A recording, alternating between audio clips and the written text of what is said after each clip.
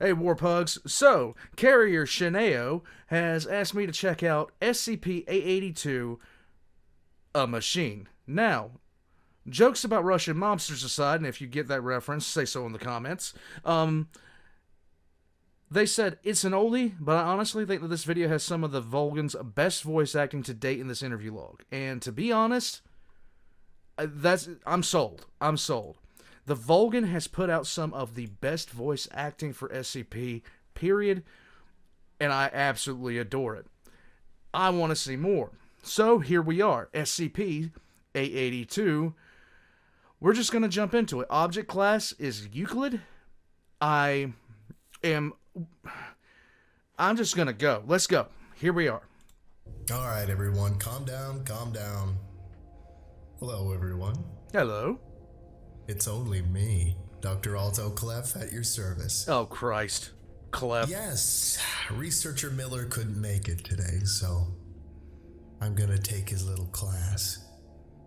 Well, what are we looking at today? SCP-882. Object class, Euclid. Special containment procedures. SCP-882 is to be kept in a fluid environment at all times, consisting of no less than 40% seawater. Object is to be kept suspended by non-metallic means. Currently cotton fiber line that is to be changed daily. Okay. Object is also to be checked daily for any signs of rust flaking. If any part of SCP-882 appears uncoated with rust, it must immediately be immersed in a 100% seawater solution. Water must be taken directly from the ocean. Reduce concentration only when the object is again coated in rust. No metal may be placed in containment area. Only organic materials are allowed. And any contact with SCP-882 requires the use of thick cotton gloves. Any metal making contact with it is to be heat severed, melted down, and kept immersed in 100% seawater in a separate area. Any auditory issues reported by the staff must be reported immediately. Okay. And affected personnel must submit a full psychological examination and, depending on the results, either transfer to another facility or permanent containment at... Okay, let's get on to the description. Yay! That's the real meat and potatoes, right? Right. So, description. SCP-882 appears to be a random assembly of gears, cables, pulleys, screws, and belts, all made of an amalgam of various metals. Object size at time of recovery was approximately 87 cubic meters. Current size is approximately 12 cubic meters. Okay. SCP-882 rusts quickly in seawater. No identifiable energy source has been found, but all components will begin to move if not coated in rust. SCP-882 is completely silent at all times, no matter what level of activity SCP-882 reaches. Any metal touching the object will become permanently affixed to it, and over a period of a few days, becomes a new part of the object. All right. Organic matter remains unaffected. SCP-882 is extremely resilient, with tensile strength and toughness above those of aircraft-grade titanium alloy by weight, even though its composition appears to be of a random alloy of iron, tin, gold, and other metals, some as of yet unidentified. Extreme focused heat must be applied over several hours to cut even a small portion free from the main assembly. So we're talking a plasma cutter at the very Persons least. remaining in the vicinity of the object for prolonged periods have developed auditory hallucinations while near the object. Mainly the sound of grinding and clicking. The sound intensifies and is abated only by throwing metal into the object. So basically, this is the Feed Me Seymour of the SCP universe. Lovely. Subjects in advanced states of psychosis have thrown themselves into the object, resulting in an almost death by crushing. The body is often drawn in and impossible to recover. Now here's the question. If you eat a lot of iron in your diet, does that constitute a massive problem? Because I think that could constitute a massive problem. I'm just saying. SCP-882 is recovered from a location at the northeast coast of Banks Island. Area was barren of all metal and metallic ore in a 1-mile radius. SCP-882 was found at the geometric center of the area. SCP-882 had become submerged in seawater at the time of discovery. A small town was found nearby, abandoned for several years. SCP-882 was removed and shortly started to flake off rust, causing the varied parts to begin to motion. After several accidents, Dr. Gears authorized SCP-2519 to be played on loop, which successfully reduced the object's motion. What? Enabling safe access. SCP-882 was then cut down and contained on site. Okay, so I need to actually take a look at that real quick. So we're looking at SCP-2519. So let me jump on the wiki real quick to research that, because even though I know a little bit more about SCP, there are things that I just simply don't know, and in this particular instance, I want to know what I'm talking about. 2519. 2519. What are you? A digital audio file. So basically a digital audio file named Babylon MP3, which encodes the 3-part round By the Waters of Babylon, based off the music written by Philip Hayes. Electronics used to play the file, mechanical systems exposed to playback of the file are subject to one of the more following effects: reduction in speed and efficiency of operation, leakage of fluids and oil, and cessation. I can't speak English. Cessation of function. Cool. Okay. Now I know, and knowing is half the battle. I'm an idiot. Oh, we got a note here at the bottom. SCP-882 is not to be brought into the vicinity of SCP-271. Okay. Or any object possibly contaminated by SCP-217. By the way, was the doctor that worked on this Dr. Gears? Subtle. Okay, 271, 217. Once again, let's go. Okay, diving into it again. 217. A virus incurable by current means with a rate of infectivity at 100%. It affects all organisms in the kingdom Animalia and can be spread via touch or contact with bodily fluid. Very hardy and can survive for years outside the host body. It turns you into organic metal. I can see why they'd want you to avoid that at all costs.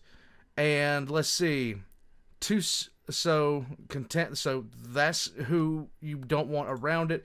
271, let's go. 271. 271. What are you? A small disc composition, but metallic in nature, more than so. Wait a minute. Isn't this? No, it's not.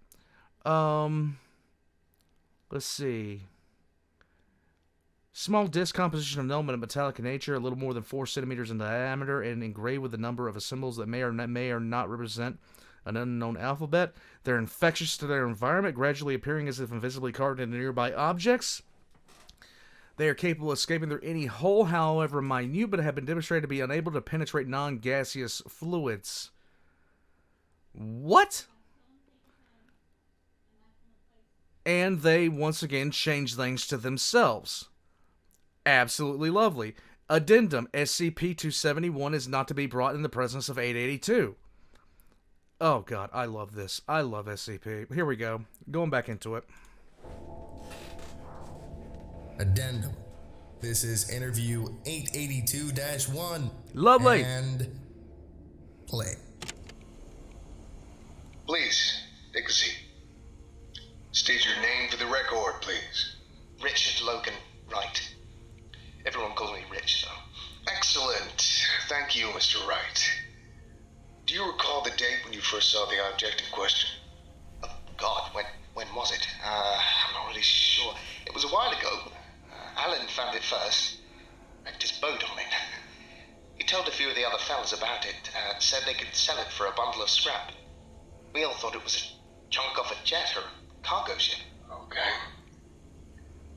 At what point did the device start operating? The next day. Damn thing shook off rust like a dog with fleas. Started spinning slow, then sped up. By the time I saw it, it was really running. Jimmy tried to get it closer, tried to see what was powering it. Good job, Jimmy. Or why it was so quiet. But he slipped. Got a bad cut over his eye and got the hell out of there. Alan seemed kind of off. Kept asking us if we were hearing anything. Miss Parker thought part of it was gold. Even tried to jam part of it with a pipe to get at it. That pipe stuck fast. And smacked her a good one when the gear it was on spun around. After that, most people kept away.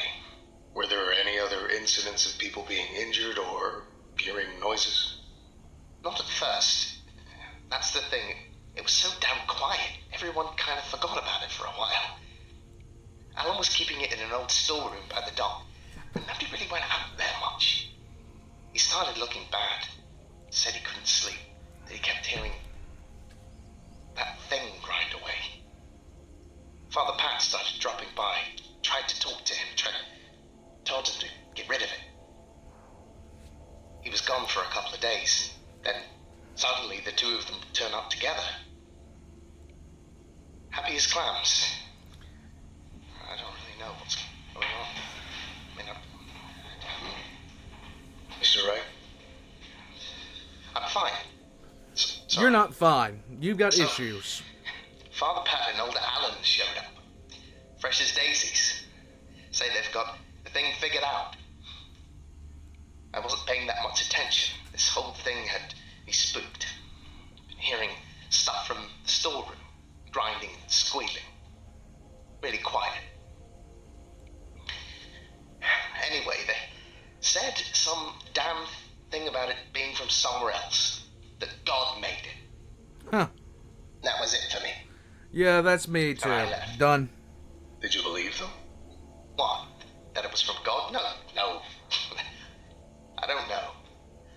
I didn't really know what to think. This damn machine kept spinning away. No power to it. And eating metal, too.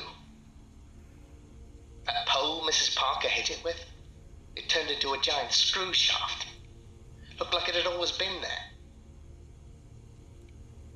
More people started getting interested and started listening to Alan and Father Pat. Told everyone to bring metal to it. Yes. Told them the gears were the voice of God, and that it grew louder as we turned away and softer as we brought it offerings. Is this the birth of the 40K Mechanicus? I'm just wondering, because that's what it sounds like to me. This is the visual representation of the Omnissiah. The machine. Did you bring metal to it as well? Or spend any extended period of time near the object? What the hell does that matter? You could hear this thing all over town. Got to be the folks couldn't even sleep.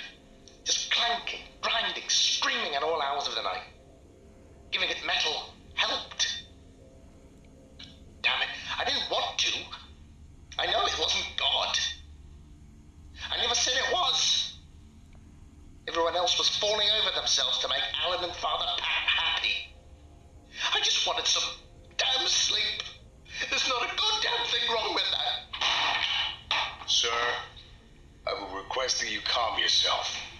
I'm asking questions, not accusing. Please return to your seat. I'm sorry.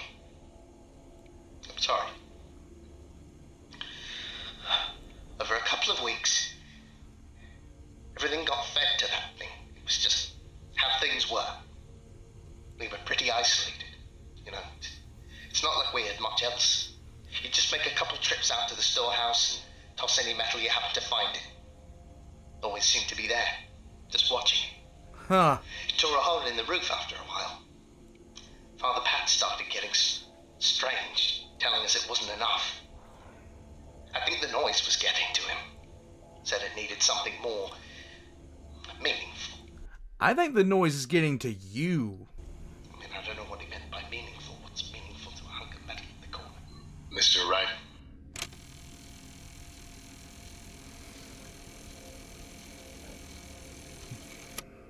I came in one night because I heard people shouting from the storehouse.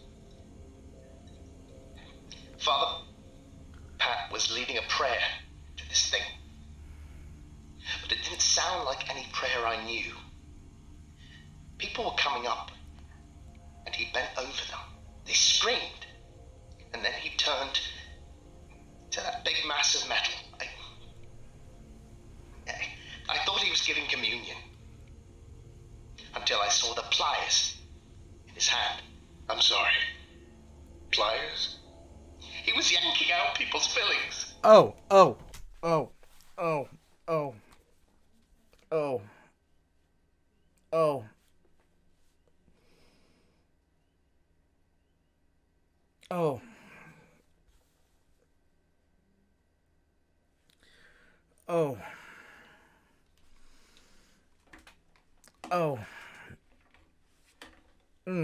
I wasn't ready for that.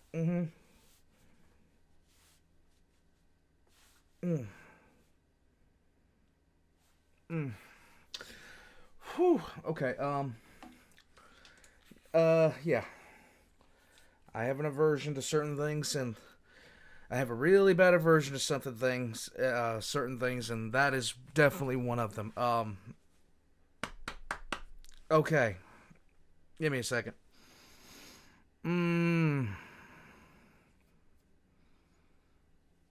Okay. He was pulling out their fucking teeth, feeding them to that thing. If you guys know, like, anything revolving around, like, certain things like that, be understanding of the fact that, it bothers me on a very, on a bad level, guys. So, yeah, no worries, but, yeah, something like that is really gonna set me off unless I know what's coming. He started screaming about it not being enough. Huh. That it needed more. But there wasn't any more. There was barely any metal left. Anywhere. Then he pointed at Alan. And he said he was hiding metal from the great machine. Alan screamed that he didn't have anything. Father Pat said he had a metal joint in his hip. Lovely. Everyone got up at once. Oh God. Oh God. They grabbed him.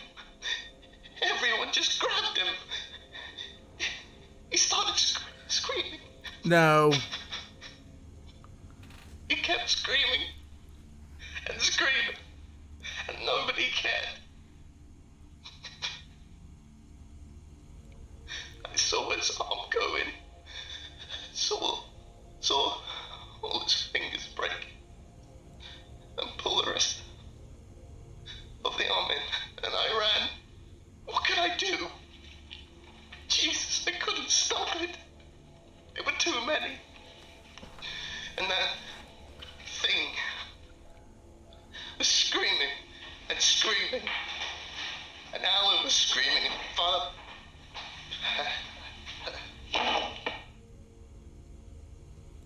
This interview is concluded. Thank you, Mr. Wright. Security, please see Mr. Wright out. Can you be less of a dick right now, Mr. Gears? Just say it. Come on, man. Have a shred of compassion. Oh my God.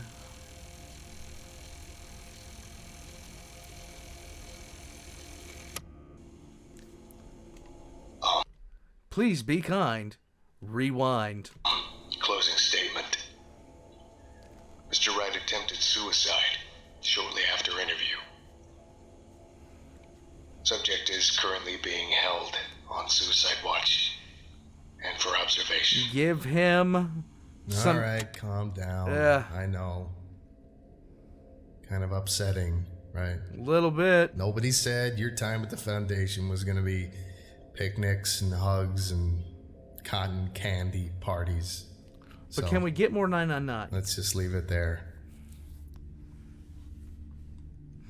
This was... Okay, everybody, just go away. Wow. I really gotta veto these tapes before I play them. Absolutely awesome. Absolutely awesome. Guys, that was the Volgun's machine.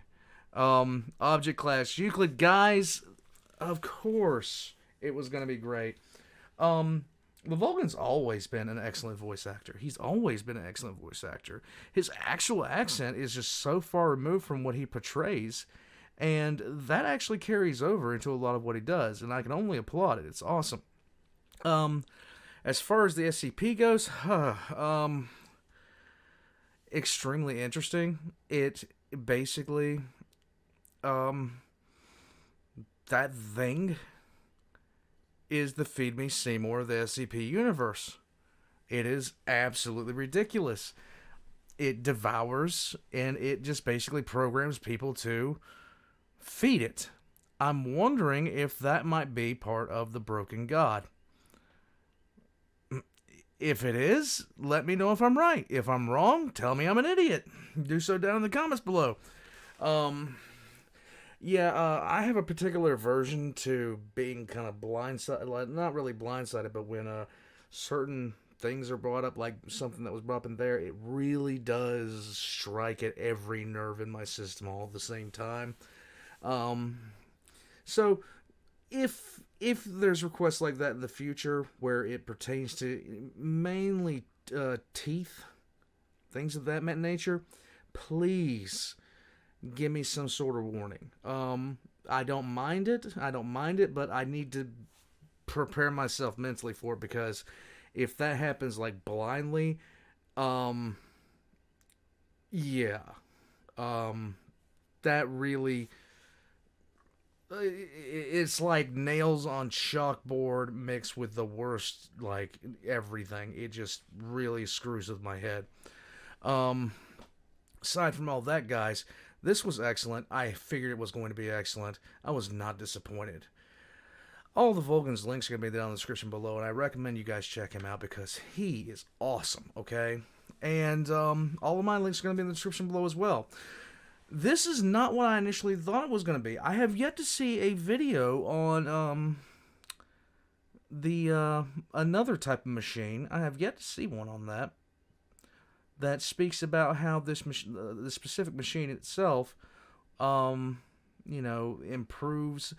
the quality or decreases the quality of said objects. I was introduced to it through SCP Containment Breach, and I've never seen a video on it, and I would love to basically see why.